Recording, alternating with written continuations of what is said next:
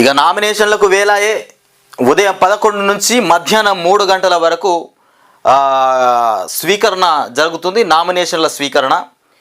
ఇక రాష్ట్రంలోని 17 లోక్సభ నియోజకవర్గాల్లో ఎన్నికల నిర్వహణకు కేంద్ర ఎన్నికల సంఘం ఇక ఈసీఐ గురువారం నోటిఫికేషన్ జారీ చేయనుంది. గురువారం నుంచి ఈ నెల 25 వరకు నామినేషన్లు దాఖలు చేసుకోవచ్చు. గురువారం నుండి అంటే ఇవాళ నుండి 25వ తారీఖు వరకు కూడా నామినేషన్లు దాఖలు చేసుకోవచ్చు. ఇక ఉదయం 11 గంటల నుంచి మధ్యాహ్నం 3 గంటల వరకు ఆయా నియోజకవర్గాల్లో నామినేషన్లు స్వీకరిస్తారు. ఆదివారం మాత్రం స్వీకరించరు. ఆదివారం మాత్రము స్వీకరించరట.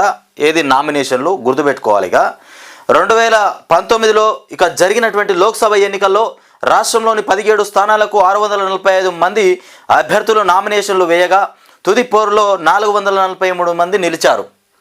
2019లో 645 మంది నామినేషన్లు వేస్తే చివరి వరకల్లా 443 మంది బరిలో ఉన్నారు. ఇక 30న తుది ఓటర్ల జాబితా.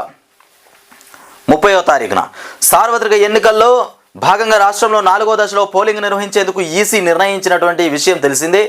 రాష్ట్రంలో ఇక 3,30,21,735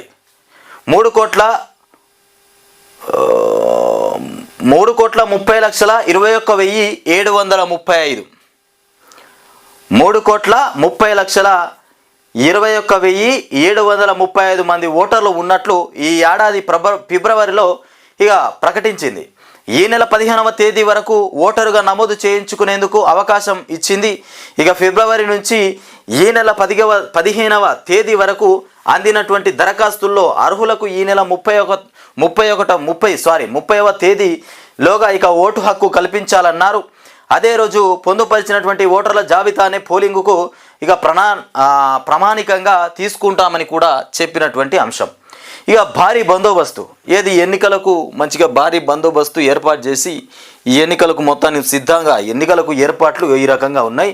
ఈ ఎన్నికల సందర్భంగా భారీగా పోలీసుల బలగాలను మోహరించాలని ఎన్నికల సంఘం నిర్ణయించింది.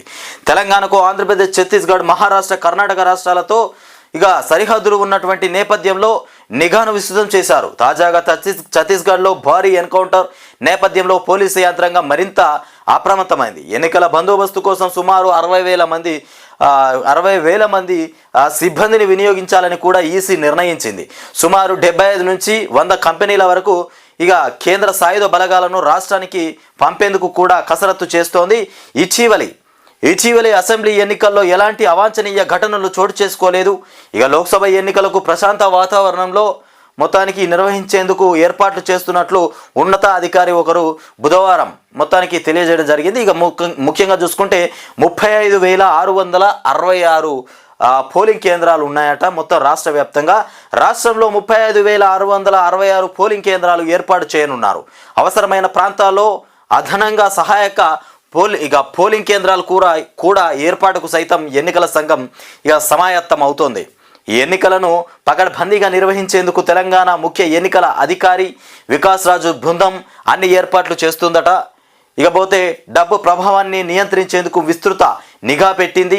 ఇప్పటి వరకు సుమారు 130 కోట్లు విలువ చేసేటువంటి నగదు, మద్యం, వివిధ రకాల వస్తువులను స్వాధీనం చేసుకుంది. ఇక ఎన్నికల పర్యవేక్షణకు వివిధ రాష్ట్రాలకు చెందినటువంటి 49 మంది సీనియర్ అధికారులను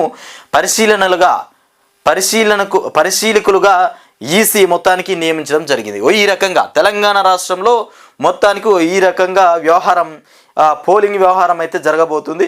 నామినేషన్లకు వేలాయే. నామినేషన్లకు ఇవాళ నుండి 25వ తారీఖు దాకా నామినేషన్లు తీసుకోవడం జరుగుతుంది.